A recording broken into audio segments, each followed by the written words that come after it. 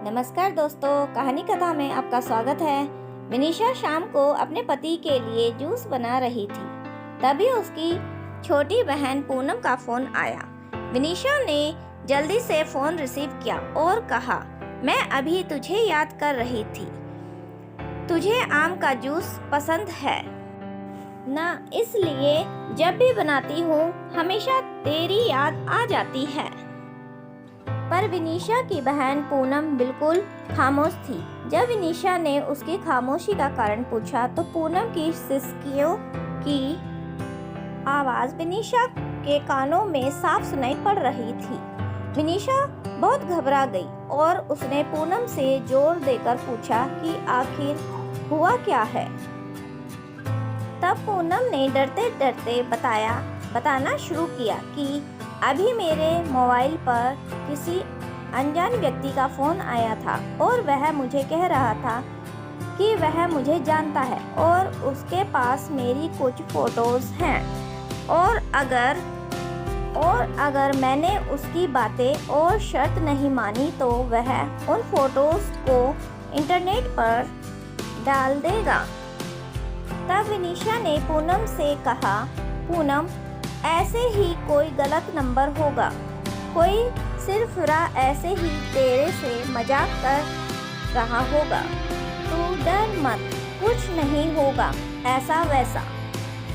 तब पूनम ने घबराते हुए कहा, दीदी, मुझे उस इंसान से डर नहीं लग रहा, पर मुझे उसकी बातों से बहुत डर लग रहा है। यह कहकर पूनम रोने लगी। तभी विनीशा ने कहा, तो बताना उस इंसान ने क्या कहा है तुझे। तब पूनम बोली, उसने मुझे कहा है कि अगर मेरी फोटो इंटरनेट पे नहीं डाले तो मुझे उसकी सारी मांगे पूरी करनी होंगी। उसने कहा है कि आज रात वह मेरे घर पर आएगा।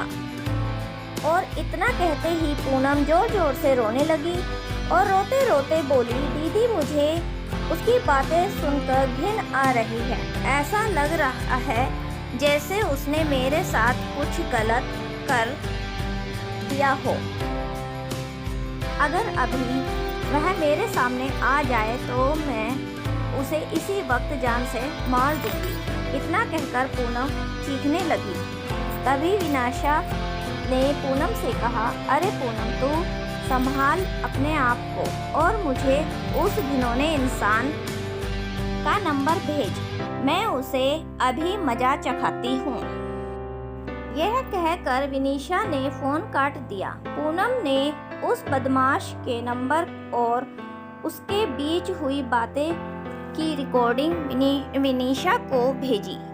जब विनीशा ने वह रिकॉर्डिंग अपने पति को सुनाई तो दोनों के होश उड़ गए। विनीशा और पूनम दो बहनें हैं।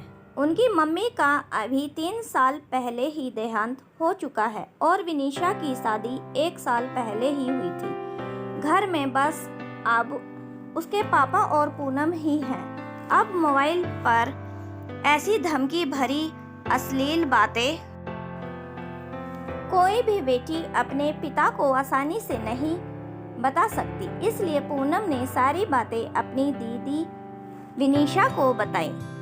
अगले दिन ही विनीशा और उसका पति पुलिस स्टेशन पर जाकर उस इंसान के खिलाफ पुलिस कंप्लेंट करवा लाए। बाद में जब पुलिस ने छानबीन की तो पता लगा वह लड़का पूनम के मोहल्ले का ही निकला जो मानसिक गंदगी से पीड़ित था।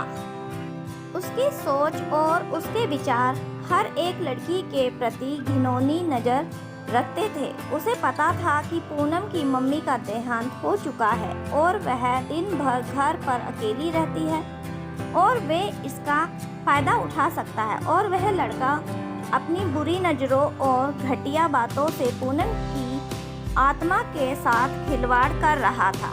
पर बाद में जब उसे पुलिस ने पकड़ लिया तो उसे जेल की सलाखों के पीछे जाना पड़ा। आज भी हमारे समाज में उस जैसे मानसिक रोगी बैठे हैं जो हजारों लड़कियों की आत्मा के साथ खिलवाड़ कर रहे हैं। इनमें से कुछ लड़कियां तो मजबूर होती हैं जो ऐसे रोगियों को अच्छा सबक सिखाती हैं और कुछ लड़कियां उनसे डर जाती हैं और उनकी मांगों को पूरा करते करते उनकी घिनौनी नज़रों का शिकार बनती हैं। पर आज समय आ गया है, ऐसे मानसिक रोगियों को हम लड़कियां ही सबक सिखा सकते हैं। इसलिए लड़कियों को उनसे डरने के बजाय उनका डट कर सामना करना चाहिए। दोस्तों, इस कहानी कैसी लगी कमेंट करके बताएं। धन्यवाद।